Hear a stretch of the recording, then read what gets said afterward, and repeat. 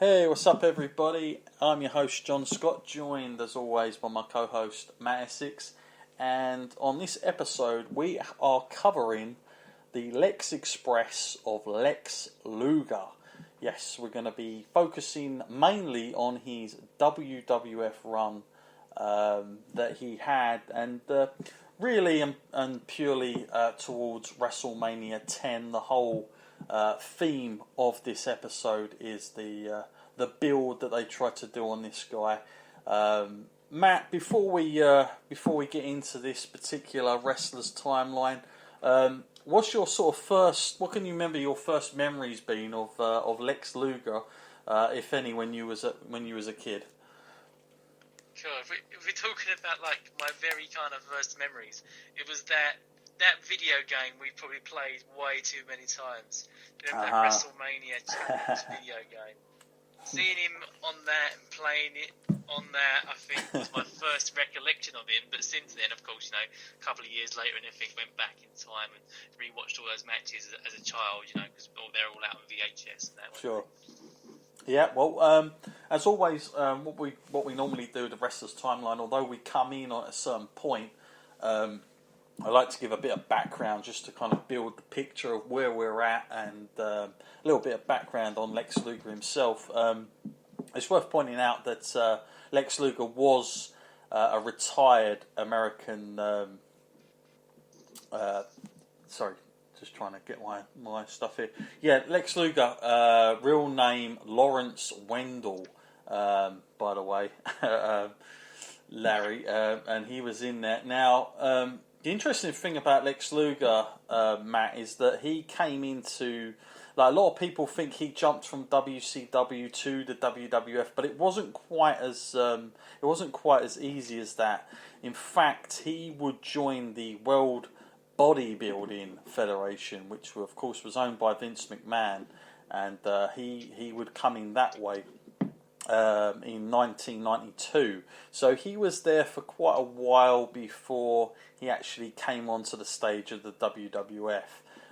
But let's just finish up from his WCW run, because at the end of Luger's run, he had a run as WCW World Heavyweight Champion between the years of 91 and 92, up against the likes of Ric Flair, and you know, I've gone back and seen some of those videos. I had some of those videos when I was a kid. Bash at the Beach, in particular, stands out in my mind as one of the more better matches that they had. They had a steel cage match. It's a really good match. I recommend anybody watching Flair and Luger in that match. It's a great match.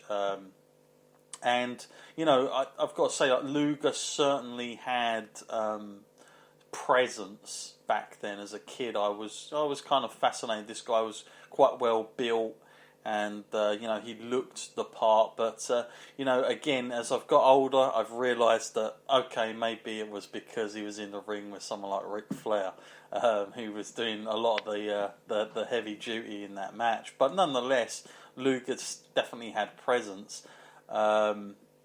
In the end, Luger decided that he would leave WCW.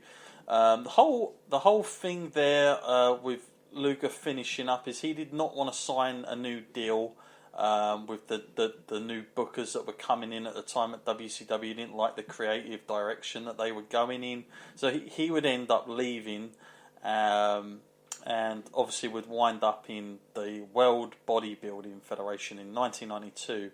And this was after losing to Sting at Super Bowl. Luger negotiated the departure from WCW and joined Vince McMahon's World Bodybuilding Federation, appearing regularly as a co-host on Saturday morning program WWF Body Stars.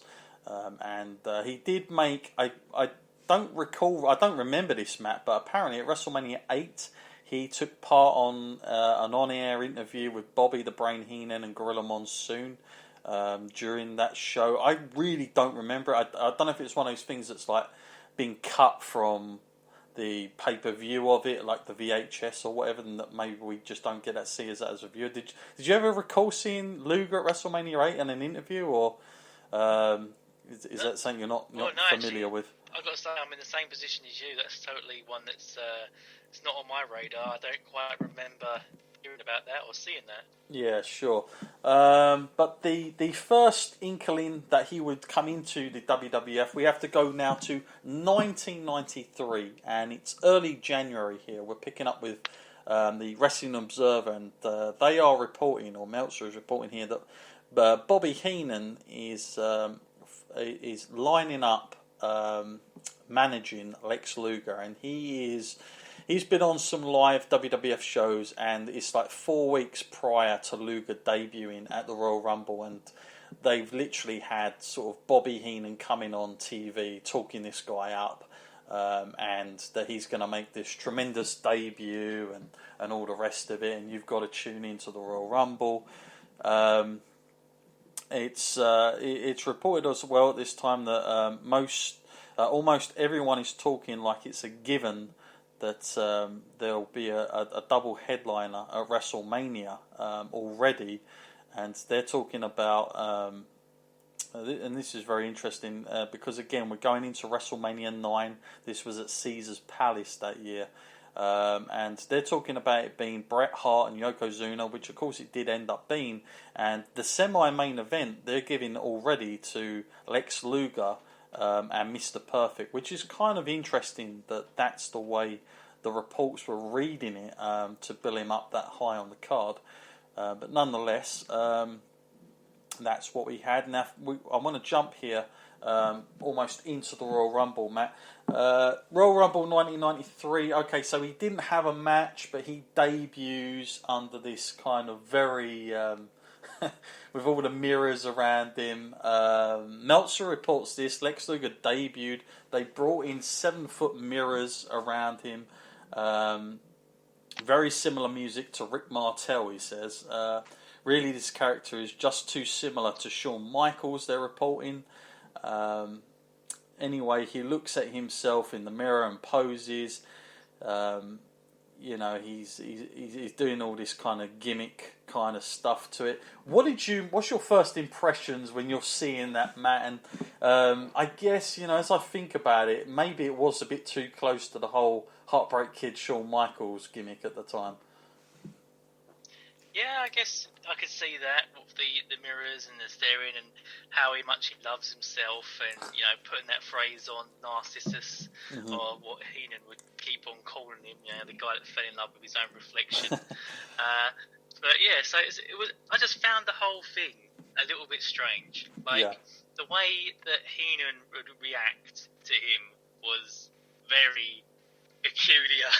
When he would just hold on to him and go, please give me more, I just want to see a little bit more, it was just really, really weird. And then the amount of times in that promo I heard him go, oh yes, it was really going overboard. Yeah, I think I definitely got that vibe. It felt as well like the audience, the live crowd that night, they didn't really give a damn. Like reaction wise, I didn't really think that he got that good of a reaction to this type of stuff. It might have come across better on TV than it probably did watching it live. But it's one of those things you can really tell that when they went into a creative meeting that this probably sounded a lot better than what it turned out being. How many times are we probably going to say that? But I think as a debut, it's interesting. Obviously, now what's interesting here, Matt, is that WWF from the get-go have decided Lex Luger is a heel. I mean, he is in their mind going to play this character as a heel. He's going to be kind of loving himself. And that's the way the WWF have positioned him right from the beginning here. Let's just jump ahead now to February 8th, 1993. WWF hold a WrestleMania press conference, and it's in Las Vegas, which is, of course, where WrestleMania will come from at Caesar's Palace.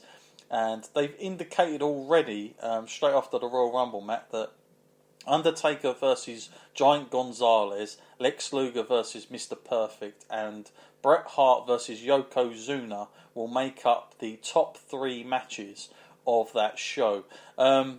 Now, obviously, WrestleMania 9, Matt, it's not going to go down as one of the greatest WrestleManias of all times. There's no doubt about that. But in terms of Lex coming in here and already getting that top three spot, is that showing that, you know, WWF have just run out of talent here, or, you know, it's Finn, or what do you make of that as a guy who's kind of coming in? I know he's a former WCW champion, but you've got to remember he was doing this whole bodybuilding thing for a while for Vince McMahon. So he wasn't sort of like, you know, he wasn't recruited right away to wrestle. What do you make of that, Matt, and him getting that sort of push up the card already? Yeah, I think to me it does tell me that they were a little bit thin in the whole talent department. And, you know, Lex Luger was a great wrestler, you know, no doubt about that. And, you know, he definitely did have the body for it. But just to move someone up that fast, it really does show that, like, it was a definite transitional period at that time. And that they were looking... straight away you can see that they were looking for a replacement to some of the big names that had departed at that time. And, you know, what with the way that Lex Luger looks, of course Vince McMahon was going to look at him and go, you know, this guy has the potential, because they've already seen, you know, what he could do in WCW. So it would almost feel like a natural transition to bring someone in with that kind of look that they're now lacking, because the whole muscle department had slowly dwindled a little bit, shall we say, and the guys that were left were kind of in the smaller department. Yeah.